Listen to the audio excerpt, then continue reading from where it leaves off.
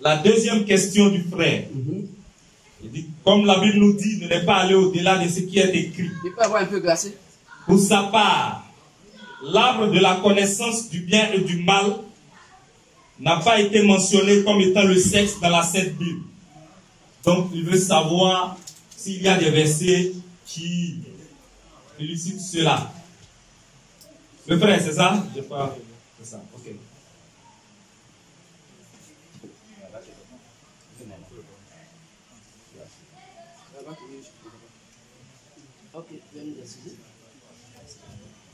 Amen. Vous pouvez. Ok, Colin. Genèse chapitre 3, le verset 1. Le serpent était le plus rusé de tous les animaux des champs que l'Éternel Dieu avait fait.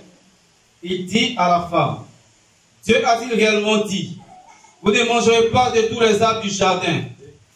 La femme répondit au serpent, nous mangeons du fruit des arbres du jardin. Mais quant au fruit de l'arbre qui est au milieu du jardin, Dieu a dit, vous n'en mangerez point, et vous n'y toucherez point, de peur que vous ne mouriez. C'est bon? Ok. Est-ce qu'il a bien, tu as lu la question? Là, il faut prendre la question. La question du frère.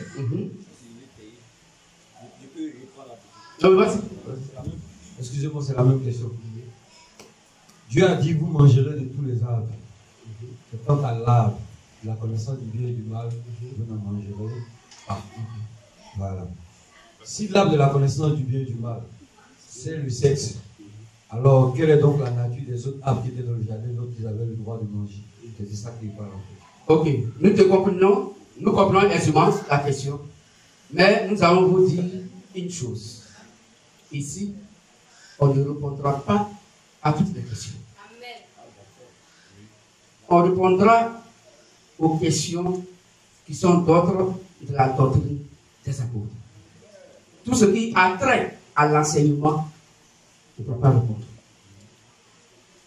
Parce que quelqu'un qui n'est pas encore baptisé, on ne peut pas l'enseigner sur Matthieu 28, à partir du verset 18 jusqu'au verset 20. Il dit, allez, baptiser et enseigner, et non enseigner avant de baptiser. Quand la question, c'est l'enseignement. On ne peut pas aller contre le Seigneur.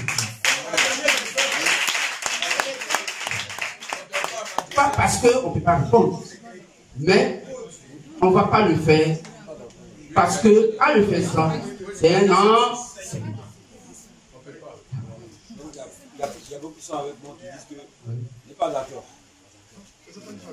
Non, ce n'est pas une question d'être d'accord. C'est une question d'obéissance à ce qui est écrit. Je dis bien, le jour où tu seras baptisé, il faut poser la question, c'est bien là. Lequel baptême? Oui, le baptême vient donc dans la doctrine des apôtres. Alors on peut parler du baptême. Est-ce qu'il y a une question qui vient sur le baptême? Oui. Ok, donc on y va. C'est le baptême d'eau dont la Bible parle. C'est après le baptême d'eau vient le baptême du Saint-Esprit.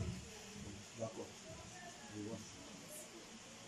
Je vois, mais j'essaie un exemple, c'est que le Bulgare à la croix qui est mort, avec Christ, il n'a pas été baptisé. Mais bien sûr, ça c'est une particularité. Donc, ça c'est une particularité. Donc ça veut dire que ce n'est pas le baptême qui sauve. Non, pour être sauvé, il y a plusieurs paramètres. Okay.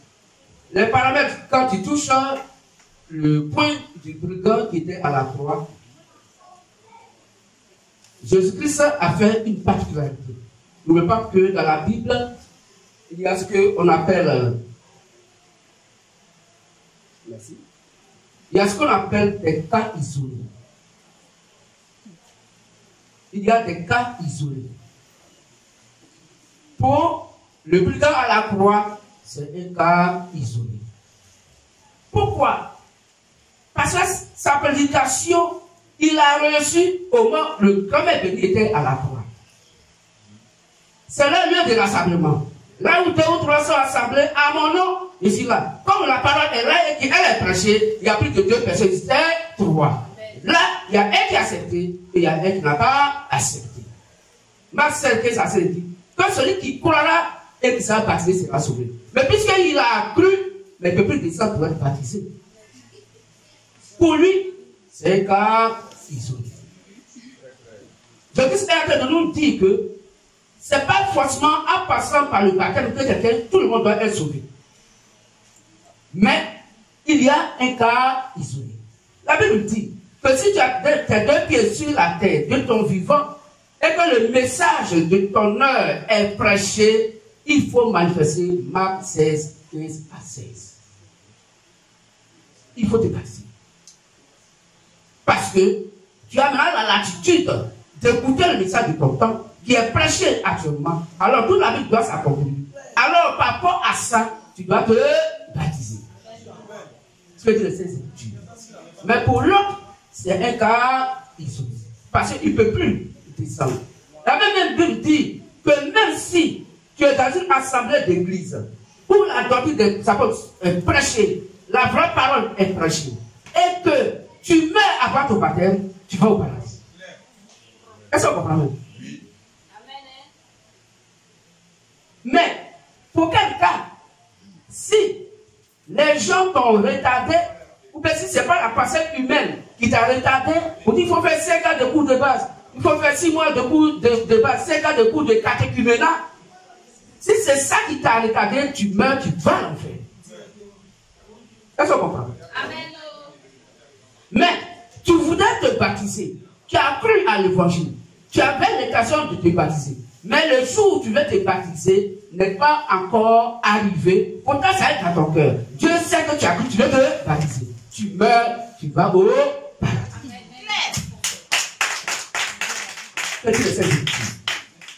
Mais pour l'autre qui a la croix, c'est un cas particulier. Parce que là, il ne peut plus descendre. Il ne peut plus descendre. Dans Acte 10, voici Corneille, qui était un homme pieux dans tout Israël, de qui on rendait un grand témoignage. Mais malgré qu'il était un homme pieux, un homme ayant bon comportement, un homme craignant Dieu, il a fallu que Dieu lui envoie Pierre pour lui prêcher la parole. Pourquoi? Parce que lui, il craignait Dieu. Et c'est Dieu qui a envoyé son nom pour lui dire, appelle Pierre, Simon Pierre, et qu'il vienne te dire ce qu'il a à te dire. Pourtant, Dieu n'a rien dit à Simon Pierre. Et Corneille envoie des messagers sur Pierre. Et Pierre avait fait physiquement, il est monté donc à l'étage. Et là, il a eu une vision dans laquelle Dieu fait descendre des animaux impurs, les quadrupèdes sur une nappe. Et il dit à Pierre, tue et mange. Or, Pierre, ayant la connaissance judaïque, c'est qu'aucun Israélite ne doit manger des animaux impurs.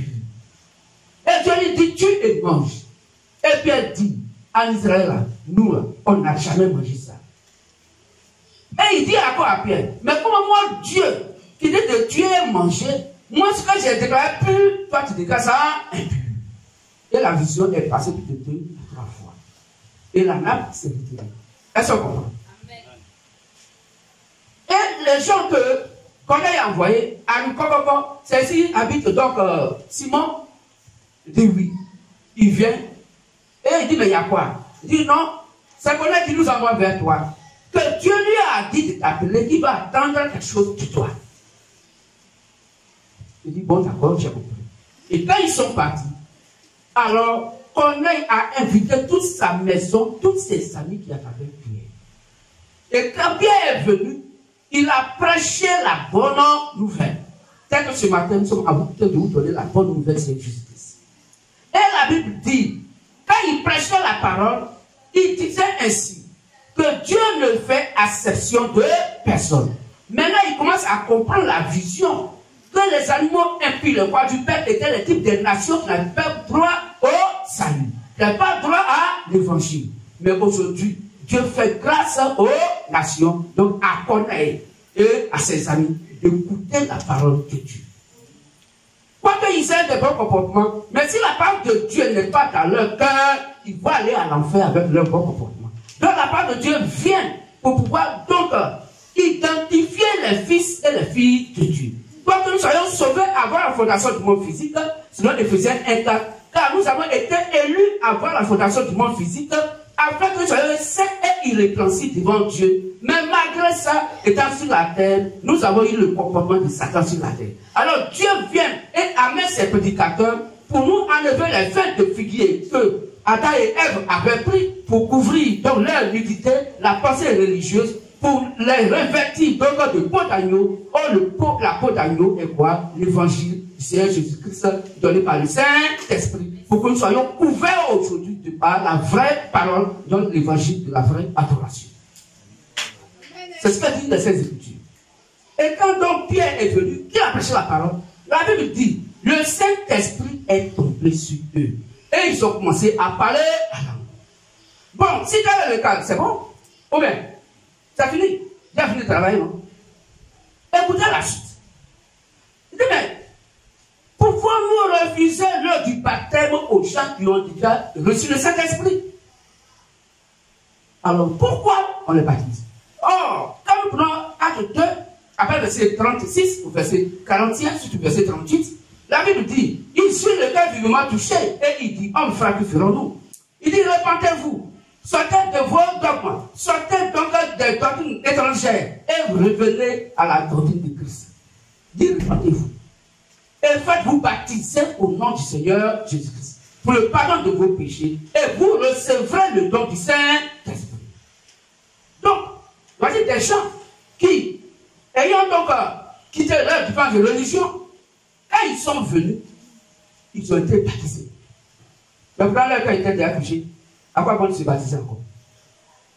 Ils ont été baptisés. Et ce même jour-là, il y a eu 3000 personnes qui ont été baptisées sans faire coup de base ou de catéchuménat. Ils n'ont pas fait 5 ans. La Bible dit, le même jour-là, ce jour-là, 3000 personnes ont été baptisées. Donc, frère, la Bible nous fait comprendre que ce frère, Agnès et sa famille, Konya et sa famille, ils ont reçu le Saint-Esprit. Et après, ils ont été baptisés. Voici un cas.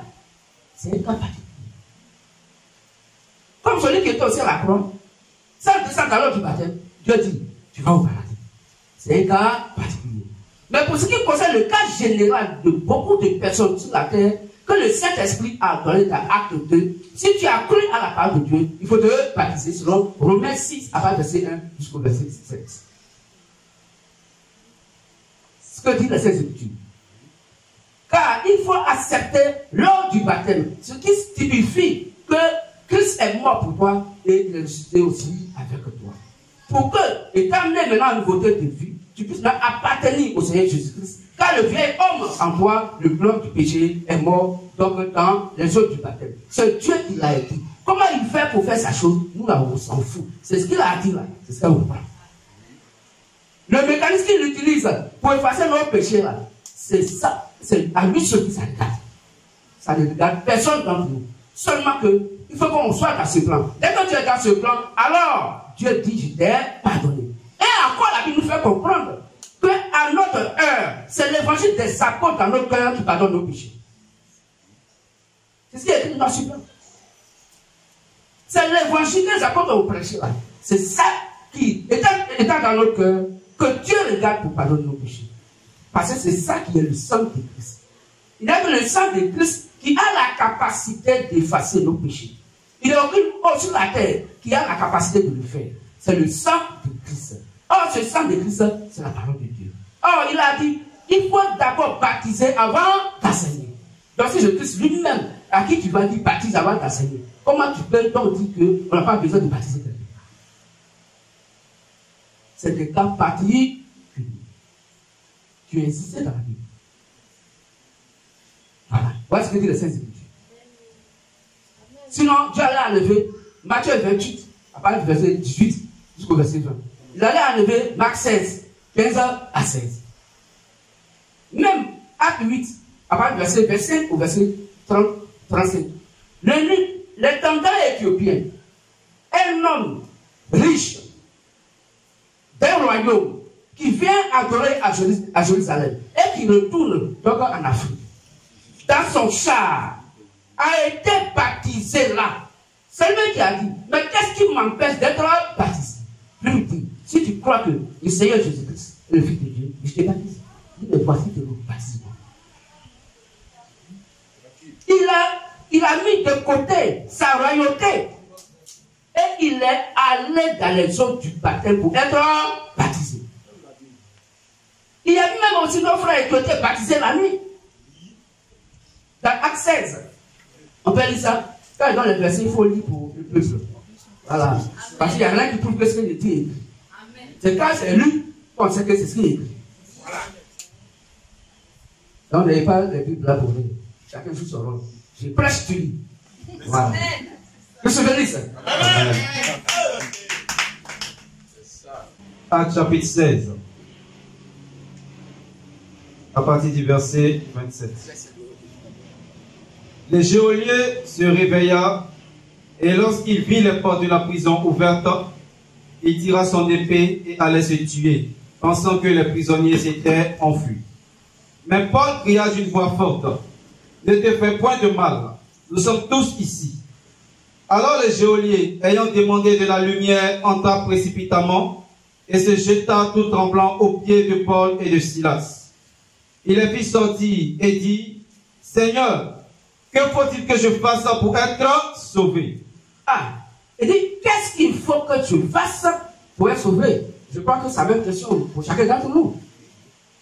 Donc le Saint-Esprit, quand Paul va donner donc la manière, ce qu'il faut faire pour être sauvé. Quand la Bible dit, selon Éphésiens 5, verset 1, nous devons être imitateurs de Dieu au travers des disciples. Continuons. Paul et Silas répondit, « Crois au Seigneur Jésus et tu seras sauvé, toi et ta famille. » Marc 16, 15 à 16. C'est ce qu'il a répété. On peut lire ça Marc 16, 15 à 16. C'est exactement ce que le frère Pierre donc a répété. Tu continues ta lecture. Tu vas prendre Marc 16. Continue la lecture. Et il lui annonçait la parole du Seigneur, ainsi qu'à tous ceux qui étaient dans sa maison. Donc il lui a annoncé la nuit là, la parole du Seigneur et tous ceux qui sont dans sa maison. Donc s'il a lui d'annoncer la parole, et comme c'est la parole qui sauve, il n'y a plus de condition pour qu'ils se baptisent. Ou bien? Il est pris avec lui à cette heure même de la nuit. Il est pris avec lui à cette même heure de la nuit. Il lava leurs pieds. Il lava leurs pieds. Et aussitôt, il fut baptisé. Ah. Lui et tous les siens. Donc Dieu s'en fout du temps. Voilà. Pourvu que le temps soit propice, on te baptise. Même tout à l'heure, si quelqu'un au milieu de nous croit que ce qu'elle dit la Bible est la vérité, et que son cœur est vraiment touché par l'évangile, il peut se faire baptiser, on te baptise. Il n'y a pas de condition. Aucune condition. Pourvu qu'on croit à ce que les apôtres ont prêché. Un point d'intérêt. Amen. Donc voici des gens peuvent être baptisés la nuit. Donc frère, nous disons toujours que nous ne parlons pas contre une église. Mais nous disons ce que la Bible dit de par la doctrine des apôtres. Donc le baptême doit se faire par immersion. Mais pourquoi Dieu dit qu'on doit faire le baptême par immersion? Comme Dieu sait toutes choses d'avance, c'est parce que des gens vont faire le baptême par aspersion. Il dit, j'annonce dès le commencement ce qui n'est pas encore arrivé. Et longtemps d'avance, ce qui n'est pas encore accompli. Et mes arrêts subsisteront et j'accomplirai toute ma volonté. Or, la volonté de Dieu, c'est sa propre parole, car je vais sur ma part pour les exécuter. Donc, Dieu exécute ce qu'il a écrit noir sur lui. Est-ce qu'aujourd'hui, on ne voit pas des gens qui font baptême par aspersion? On parle de l'autre et puis on mouille la tête. On dit qu'il est baptisé. Mais si quelqu'un dit que, ah, il y a un faux billet de 5 000 francs qui circule ici à Abidjan. Bon, toi, mon frère, tu vas envoyer ton petit frère à Kabé, va payer quelque chose. Tu lui donnes 10 000 francs. Et puis tu lui dis attention. Où tu vas à Kabé là? Il faut faire attention. Il y a des fois billets de 5 000 francs qui circulent. Il perd la chose, et puis il te donne. Et il te remet ta monnaie. Et il dit, ah, c'est la bêtise que tu as fait là. Mais, quand même, c'est la bêtise. Mais je t'ai dit qu'il y a des faux billets de 5 000 francs et tu me ramènes le faux billet de 5 000 francs. Bon, dis-toi à moi, qui a raison? Toi ou l'enfant? Qui a raison? Pourquoi?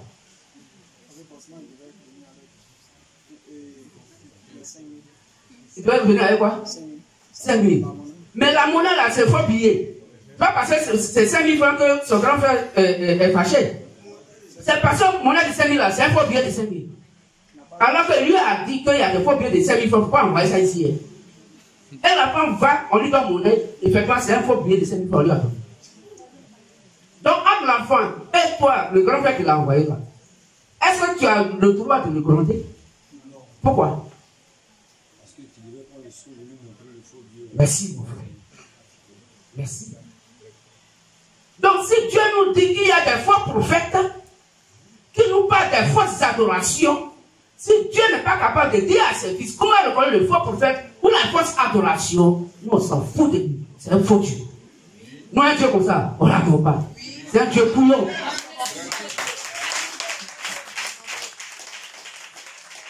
Un Dieu limité. Un Dieu qui n'est même pas intelligent. Un Dieu bête, bâtard. Amen, amen. Est-ce que tu comprends, frère? Donc si Dieu nous dit dans 1 Jacques 1 à 4, n'est pas fou à tout esprit, mais éprouvez-le pour savoir si c'est de Dieu ou pas. S'il n'est pas capable de nous montrer comment reconnaître le faux prophète, ça c'est son problème. D'abord qu'il nous prêche, nous on prend. Parce qu'il ne nous a pas dit comment reconnaître le faux du vrai. Or, dans la Bible, il nous a fait reconnaître le faux du vrai. Et aujourd'hui, nous présentons l'évangile pour connaître le faux du vrai.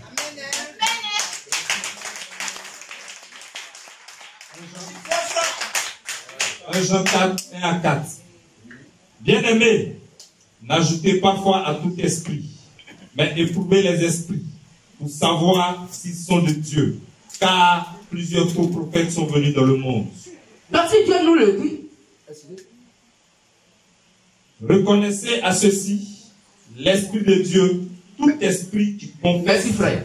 Donc si Dieu nous parle de faux prophètes, et qu'il nous parle de faux Christ, c'est lui qui doit être capable de nous dire comment on doit reconnaître le vrai du faux. Raison pour laquelle dans 1 Jean 4, 4 à 6, les apôtres disent, eux qui ont l'évangile du royaume des cieux disent que ceux qui connaissent Dieu les écoutent. Car celui qui est né de Dieu nous écoute.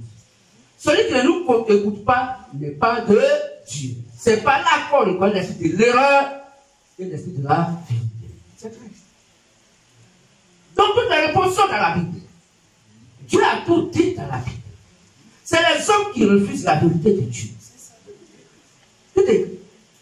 La Bible nous dit dans 1 Jean 4, 1 à 4 que l'Esprit dit expressément que dans les derniers temps, des gens vont abandonner la foi qui est Christ pour s'attacher à des esprits séducteurs et à des doctrines de démons. Dieu dit c'est des doctrines de démons. Par l'hypocrisie de faux docteurs, portant la marque de la mort dans leur conscience, ils sont conscients qu'ils vous emmènent à l'enfer. Ils portent la marque de la fétichise dans leur propre conscience. Et Dieu donne l'exemple. Et voici comment vous allez les reconnaître. Ils vont dire, prescrire de ne pas se marier, de ne pas manger les aliments que Dieu a donnés, que l'on doit manger avec addition de grâce et de prière. Donc, dans une assemblée d'église, si un être humain, garçon pile, son père et sa mère l'a fait garçon, il est né garçon, et on lui dit, pourquoi tu adores Dieu, il ne faut pas te marier. Dieu dit, c'est une doctrine de démon. Quand on scanne dans toutes les études du monde entier, regardons où quelqu'un, un homme, Dieu l'a fait garçon, né de son père et de sa mère. Alors que Paul dit, quand celui qui brûle se marie, c'est bien écrit dans 1 Corinthiens 5. Pourquoi le prêtre ne se marie pas? Pourquoi l'évêque ne se marie pas? On a dit, l'évêque, avant qu'il ne postule à la charge de l'évêque, il doit être marié d'une seule femme. Et avoir une femme, une famille, des enfants, et bien les éduquer avant qu'ils puissent postuler. Mais pourquoi l'évêque n'est pas marié? Il est pour Dieu ou il est contre? C'est ce que la Bible appelle des doctrines de démons. Ça fait mal, ça c'est sur la chair. Mais nous le jugeons parce que c'est écrit noir sur blanc. Parce que le prêtre lui aussi doit être marié d'une fille vierge. Non une fille qui a été déshonorée, non une fille répudiée, mais une fille vierge. Ce que dit Lévitique 21, à partir du verset 9 au verset 15. On va lire ça. Mais pourquoi les prêtres ne sont pas mariés? Pourquoi le peuple n'est pas marié?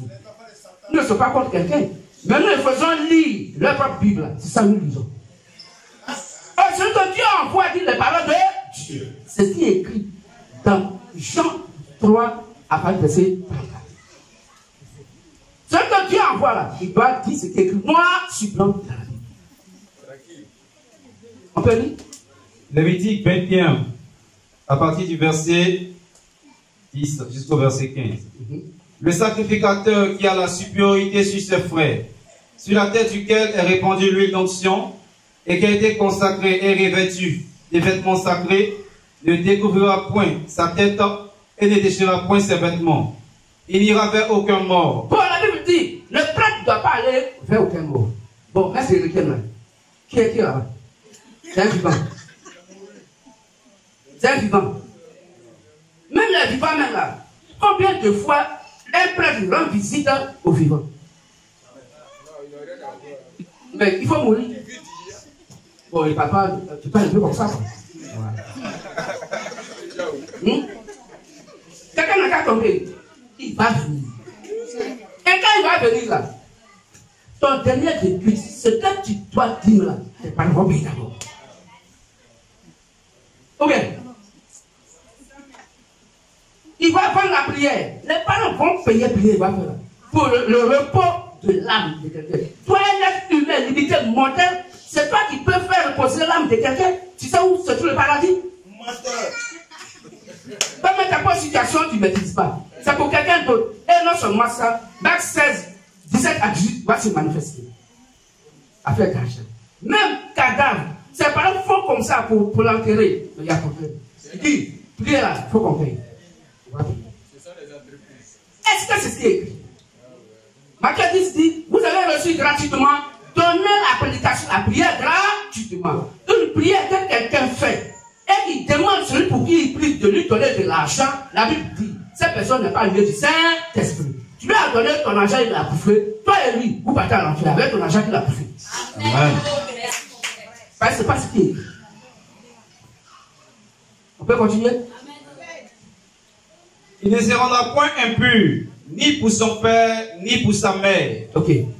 Il ne sortira point du sanctuaire. Il ne doit pas sortir du sanctuaire. Le prêtre ne doit pas sortir du sanctuaire. Et ne profanera point le sanctuaire de son Dieu. Car l'huile d'onction de son Dieu est une couronne sur lui. Ok. Je suis l'Éternel. Il prendra pour femme une vierge. Il prendra pour femme une vierge, n'a pas de garçon. Une femme vierge. Pourquoi aujourd'hui, ces hommes de Dieu légalisent les relations, les mariages homosexuels? Dieu t'a envoyé et toi tu poses des actes contre nature. C'est quand Dieu t'a envoyé. C'est le Saint-Esprit qui t'a mis. Or, le Saint-Esprit doit conduire tout chrétien vers la Sainte Bible. Car c'est elle qui est la vérité qui vient de Dieu. Car Jésus le Christ étant le Dieu véritable, la vie éternelle. Le rôle du Saint-Esprit, c'est de nous conduire dans toute la vérité. Le Saint-Esprit tu as, et là que tu poses, s'oppose à ce que le Saint-Esprit a dit. De qui es-tu inspiré? De quel Dieu? Votre il faut la reconnaître. Mais malheureusement aujourd'hui, les gens sont des services d'hommes de Dieu et d'église. Les gens rejettent la parole de Dieu, rejettent Jésus-Christ, et ils sont des adhérents des églises. C'est ça le problème. Quelqu'un se dit chrétien, mais quand il va parler, dis-moi ce que tu dis, on parle de ça dans notre église. Comme si c'est son église qui était au commencement. Si c'est son église qui a été crucifiée. Question. Le chrétien dit, c'est quoi tu dis là? Montre-moi les versets bibliques dans la Sainte Bible, noir sur blanc. Voilà. Mais il ne fait pas la propagande d'un homme de Dieu ou bien d'une église. Qui se bénisse? Amen. Continue à l'étude. Il ne prendra ni une veuve, ni une femme répudiée, ni une femme déshonorée ou prostituée, mais il prendra une femme vierge parmi son peuple. Il doit prendre une femme vierge parmi son peuple.